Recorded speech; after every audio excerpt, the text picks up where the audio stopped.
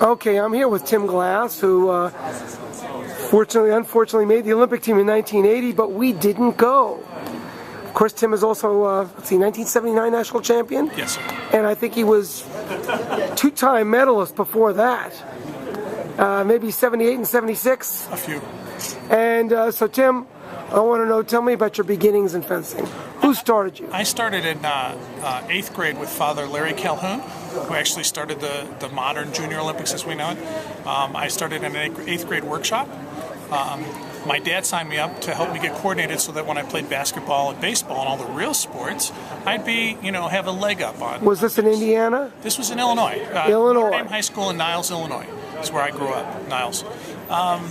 And actually, my freshman year, I was the manager of the foil team. I didn't make the team freshman year. I didn't fence. So a little bit of a story there, because I had some good success later on. I actually was the third in the state my senior year, and so I was the highest finisher of our school. We won the state high school championship in foil, and now I fence épée, and I started fencing épée as like a junior in high school.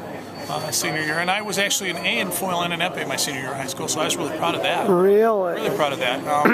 And then I went to Notre Dame, fenced at the University of Notre Dame. Now, before we get to Notre Dame, okay. In that area to get your A, who were the kingpin people to beat in Illinois? Oh, man, okay. In foil, well, Joe Wiebel was there.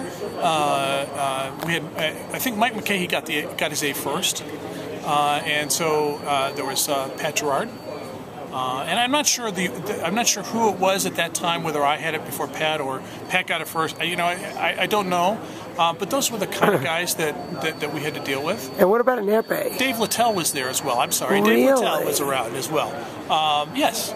So he was at Park Ridge, just a few miles away. And an épée, who were the king guys there?